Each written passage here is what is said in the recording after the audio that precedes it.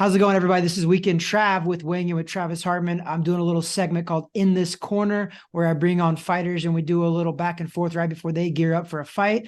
Today, I am privileged to be interviewing Giovanni Marquez, who is 6-0, 7-0, five 7-0. knockouts, Yes. and he's getting ready to fight December 1st. Where's this fight at? This fight is in Houston, Texas at the Red Owl Boxing Arena. Right on. So something pretty cool that I just watched. I just watched your pro debut, and the little documentary that kind of Showtime did going into that. First of all, pretty cool to have your pro debut on a Showtime card. Pretty awesome. I, I Yeah, think for that sure.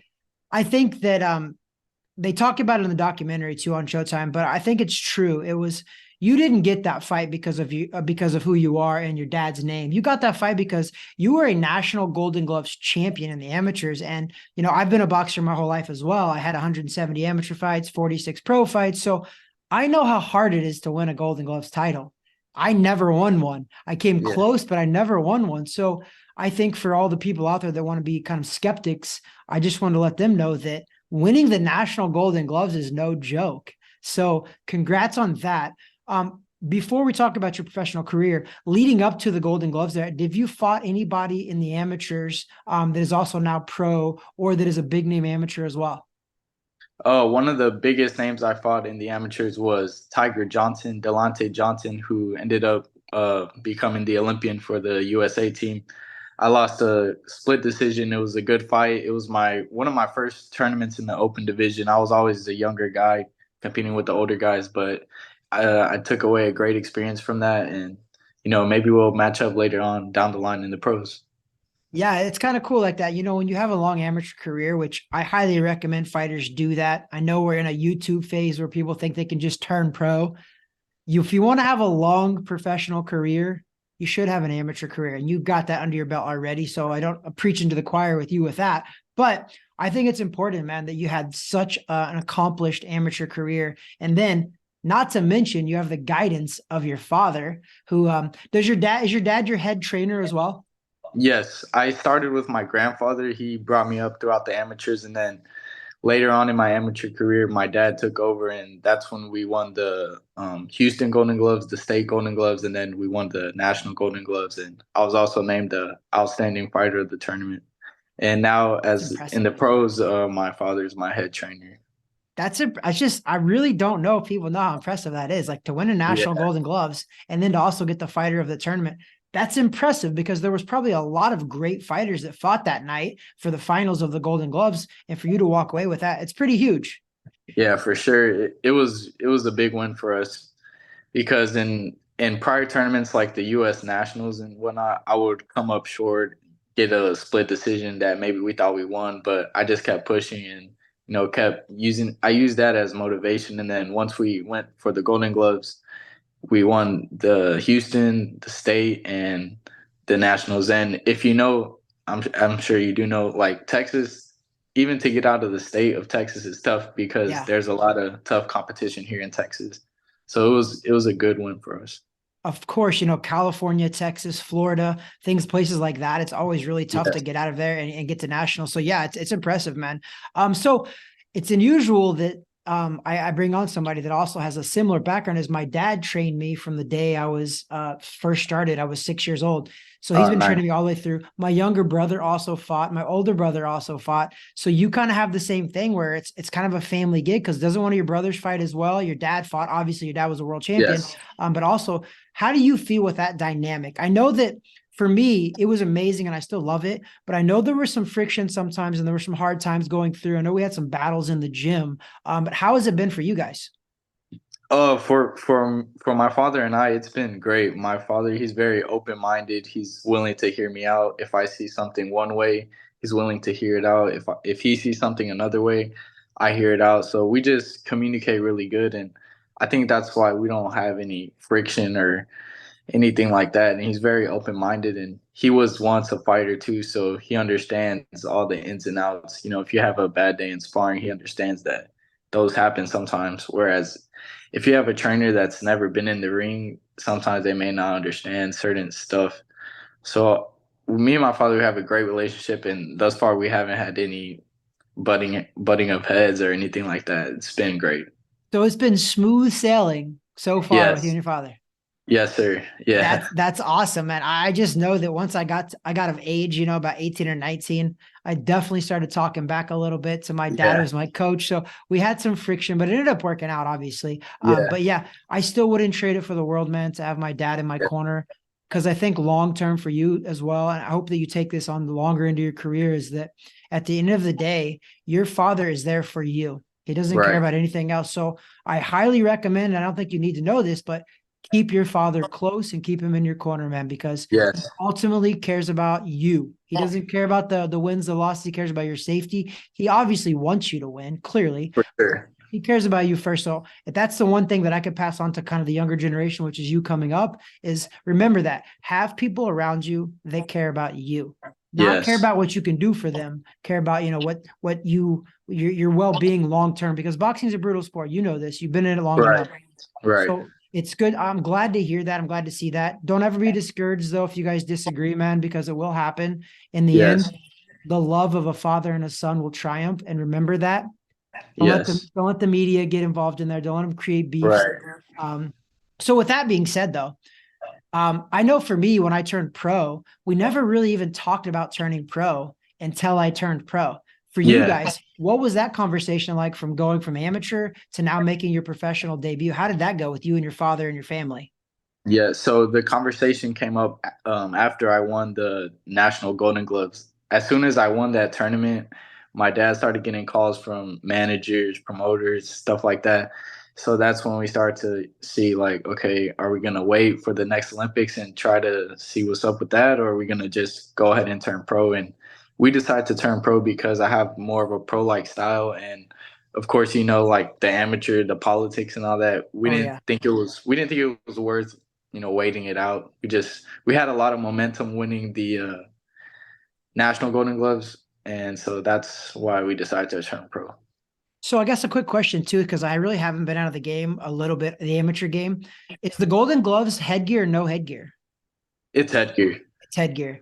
Thank Yes. goodness. I know that some of the tournaments now have become no headgear. And I think Olympics are Yeah. as well. So that's why I was thinking about that, because if it was no headgear, I think I would have turned pro way sooner if it was Right. no Right. headgear. So I mean, I'm glad that worked out that way.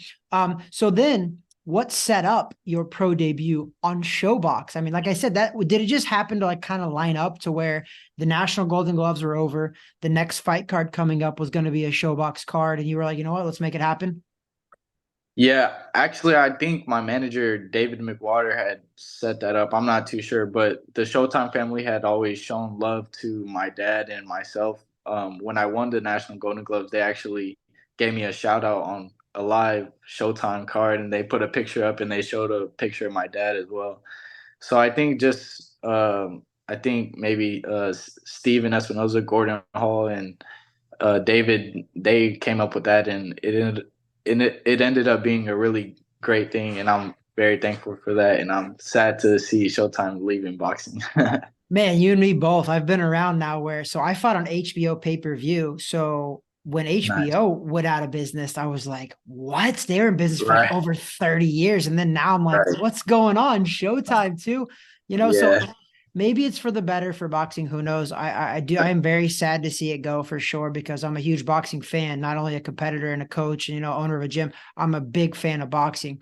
But Yeah. I think we're going to be okay because we have young stars like you coming up as well. Yes. Um, I think something cool though, your pro debut. So most guys that are kind of highly touted make their pro debut, and they usually go against somebody that's not very good and who's somebody Right. they can kind of knock out. So an interesting Right. stat that maybe you haven't seen. So I looked your guy up that you fought, right? You won a unanimous decision against this guy in 4 rounds. He was 2 Yes. and 0, a dangerous opponent for your pro debut, obviously. Right. I went on to look, and this guy, he's had like 17 or 18 pro fights now. So listen Yes. to this. The combined record of the guys that he's lost to as a pro now are 52 wins and 5 losses. This is the Wow. guy you made your pro debut against. Yeah. So I kind of wanted to point that out, because you didn't just fight a guy that was, you were a scrub essentially. I hate the word, Right. but usually pro debuts are that way. So I want to let everybody know that that's a pretty big deal. And I think what that is more Yes. though, that's more confidence in your coach, your team, your management, and your promotion to know that they can put you in there and you could do that. And Right. I watched the fight. I think you impressed. What I thought was really cool, Giovanni, you switched lefty to righty. Yes. So there's Yeah. not very many fighters that can do that. I had Terrence Crawford just on the show, and right off the top of my head, he's one of the only guys that I know that can Right. switch really good. How do you feel doing that? Oh, I feel great. I think it's a great quality that I've learned. And back to what you were saying about the debut and the opponent, fighting on Showbox, you can't fight like just a taxi cab driver. So Yeah. it was a big opportunity, and we took the opportunity, and we had confidence in my skills and my abilities. It was a lot of pressure building up. You saw the documentary thing they did. It Yeah. was like if I was fighting like a world title, something like that. So Yeah. yeah, that was a great win. And he's gone on to fight a lot of other top prospects, and he's gone the distance with those guys as well. So that says what kind of opponent he is. And to my switching, I actually used to just mess around with my grandfather. We would practice southpaw just to try it out, and eventually I just liked it, and I started to just practice it in sparring, and I developed it over the years, and I think it's a great attribute to my style, and it makes me stand out from other prospects, other fighters, and I'm gonna keep using it because it really does help in certain situations where you cutting off the ring or give the opponent a different look, and it throws their game off. So Yeah, yeah, that was my next question. Is there a point in the fight that you kind of know when you're going to switch, or you just kind of go by feel and instinct, or do you go into that fight being like, okay, at this certain round I'm going to switch, or do you just go with your feel? I just go with my feel, go with my instincts, and once you see me start to switch and start to feel myself, that's when I'm settling in and really comfortable and starting to feel myself. I got you. And like I said, man, there's not very many top fighters that can switch and switch good. And I believe when you were switching, it looked pretty seamless. So like, I think Yes. that obviously that is going to be something very good for you down the stretch, once you start fighting 10 and 12 round title fights. So I think it's awesome that you guys are already incorporating that in part of your repertoire, which is huge because Yes. obviously you're in this for the long haul. You're not in this to Right. be, 7, 10, 12 and 0. You're in this to win titles, right? Is that Yeah, what's for your sure. ultimate goal? Yeah, for sure. My ultimate goal is definitely to win world titles. First, I want to become a world champion. After that, then we'll start considering, like undisputed and all that. But my goal right now is to just keep impressing, keep winning, keep getting more and more comfortable in there, and of course, eventually win a world title. So, like I said in the beginning, you're 22 years old. You're 7-0 with 5 knockouts. You're fighting December 1st. Do you know anything specific about your opponent December 1st? Yeah, I know my opponent. I believe he's 8-3. He's out of Cali. I know he's a durable guy. And I know he's in shape. In his some of his past fights, he's gone the distance with top prospects. So I'm going in there and I'm looking to impress. I'm looking to make a statement. I'm looking to not only win but get a stoppage Yeah, or a that knockout. absolutely. Is this fight? Is it going to be? How many rounds is it scheduled for? It's scheduled for 6. Will this be your first 6 rounder, or have you had a couple under your belt already? I've had a few 6 rounders under my belt. I've only gone the distance once in 6 rounds. Do you guys have any immediate plans to know when you're going to start moving up? I know that this fight is first and foremost for sure, but do you have any kind of a plan of when you want to jump to 8, 10, 12, things like that? Yes, I know. Next year we'll probably get in a few more 6, and then we're definitely gonna make that jump to eight rounds next year. So I know you're early in your career. Like I said, you're 7-0, 5 knockouts. You're only 22, but I don't know if you know this, but the 140-pound division's a pretty hot division, man. Yeah, Like there's man. studs from 135. I mean, there's to be fair, there's studs from 35 to 68, 75. But how do you feel about the current landscape? Because most of these champions probably won't be there by the time you get up there. But if they are, how do you feel about your chances at 140-pound division right now? Yeah, the 140-pound division, in my opinion, is the hottest division. I don't know if you saw the fight last night with Matias and Yeah. the Uzbekistan. Great fight, tough competition, and it just motivates me and it excites me because if the division is the hottest, that means that's the division for the hottest fights. So I'm gonna just keep working hard, and whether I get there with those guys, I fight them for world titles, or if it's like a different like a different generation by the time I get to that championship level. I'm excited. I think the division's gonna continue to be hot. You're gonna have guys moving from 135 to 140. Yep. So it just excites me, and I'm confident, and I know I'll be ready for when that time comes. I've already shared the ring with a lot of world champions, and I don't just hold my own. I'm very competitive with guys like Shakur, Devin Haney, Oshaki Foster. So I'm gonna be ready for sure. So have you actually been in some camps and sparring with those guys? Yes, for Shakur, not his last fight, but the fight before that against Yoshino, he hired me for sparring. I was out there in Vegas with him for 3 weeks, getting great work. So that was a great experience.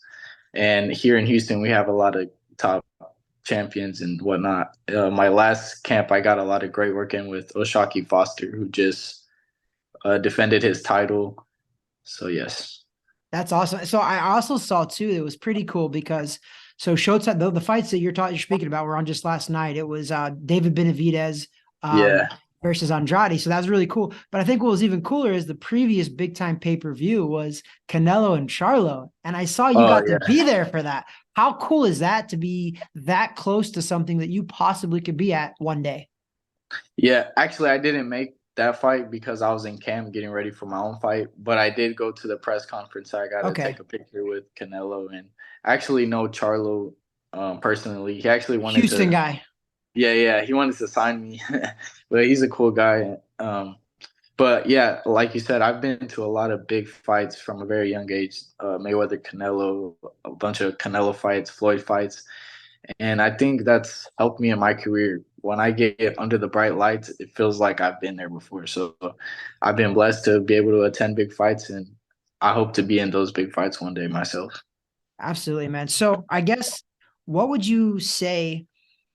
I guess it's probably not a bad thing that people talk about you and they talk about your dad, right? But is there any kind of shadow that you feel like you're in right now and you have to like break out of that for yourself? Or are you just kind of relishing the fact that, you know, your dad's a great person as well, not only a boxer, but I know how the media works, and how TV works. I know that a lot of times they say the first thing they'll say is, oh yeah, the son of Raul Marquez. Yes. Do you feel that right now, or are you just kind of going with the flow?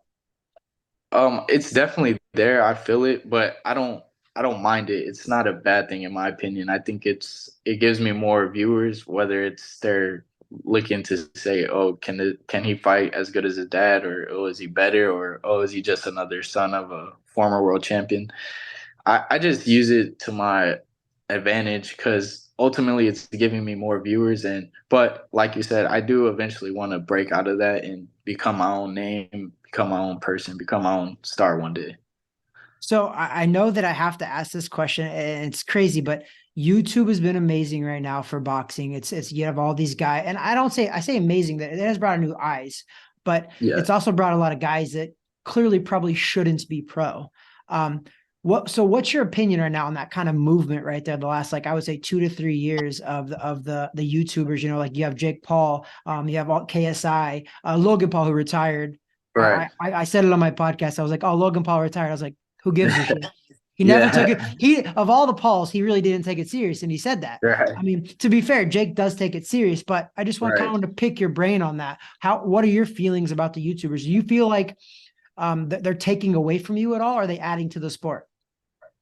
I think for the guys like Jake who really take the sport serious and go through all the intense training, the dieting, the sacrifice, I have to respect that because boxing is no easy sport. He's been in there with a lot of decent fighters to say the least. And he always says how coming up, most guys they fight, lesser opponents, but he's actually been like him fighting a seasoned MMA fighter is not bad for like up and coming fights. So I have to Yeah. respect that, and I have to respect the viewers that he's bringing to the sport.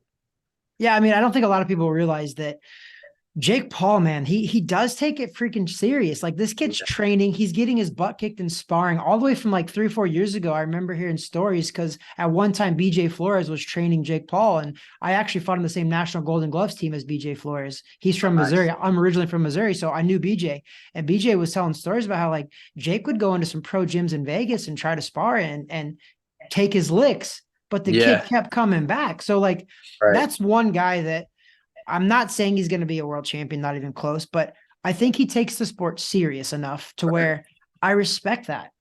For sure. Out of everything else that he does and says, I don't care. I respect the effort that he gives to boxing. And cool enough, he's actually fighting 10 minutes from my house here in Orlando, December 15th, right here Yeah. at the Crib Royale. So I'm probably going to check it out, but I'm not sure. Yeah. Tickets are kind of crazy, man. I don't know if I want to pay the prices that they're asking for Right. Jake Paul, but we'll see.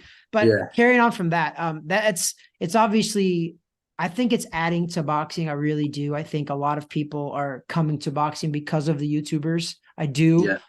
And I think Jake Paul is probably leading that way for sure. Yeah. So minus all of that, back to, real boxing, I guess you could say. Yeah. What are your immediate plans? I would say, so let's say 2023, we're at the end of the year. What's your Yes. plans for 2024?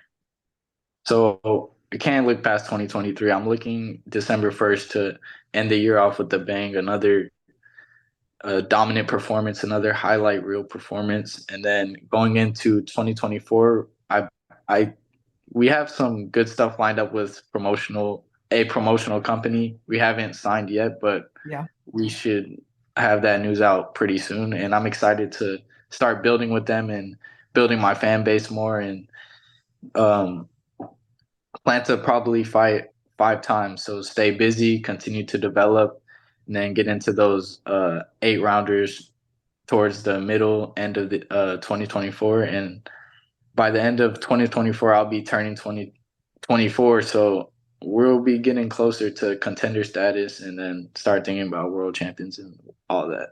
So have you guys actually signed with a promoter as of right now? You just have a management team, correct? Correct. I'm currently unsigned, but I am signed with Split Team Management.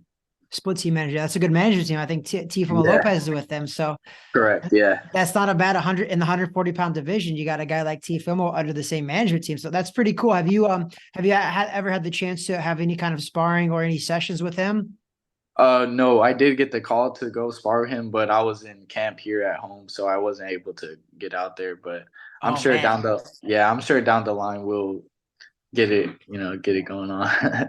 that's a pretty cool one to have under your belt for sure. One day is to have Tifamo Lopez under your belt. But I think it's awesome, man. I think that how you guys are doing your career is pretty cool. You're not rushing anything. You're doing the right things, and I want to wish you the best again. So before, what I do with all the people that come on the podcast is I do Yeah. this.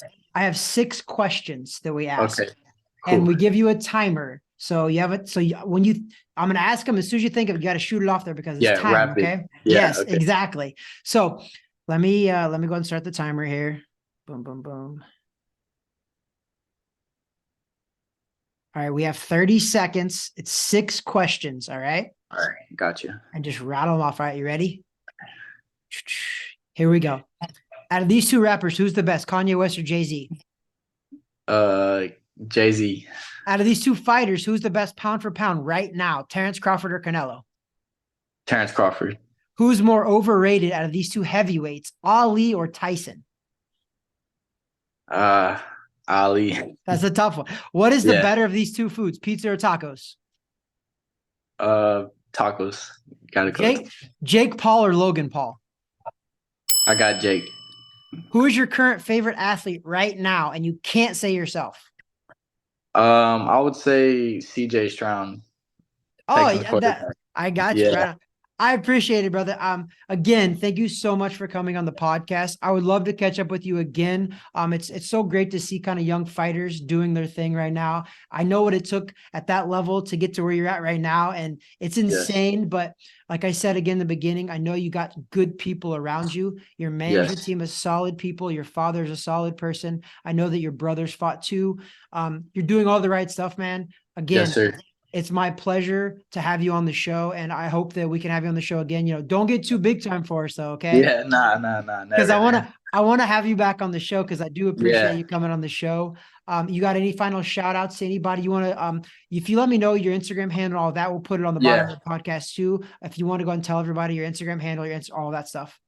Yeah, follow me on Instagram at Giovanni.Marquez, Twitter Gio Marquez 36. If you're in the Houston area, come out to my fight December 1st at the Red Owl Arena. If not, tune in on DAZN. It will be streamed on DAZN. And thank you for having me on the podcast. It was a pleasure. So Giovanni, so we were just kind of chatting about your belief in Jesus Christ, and I'm a big believer. Everybody I have on the show, I always ask them this question, and I don't mean to put you on the spot, but I just wanted to ask, what's your belief in God, and how did your family and all of that use Jesus Christ to kind of further your life and your career?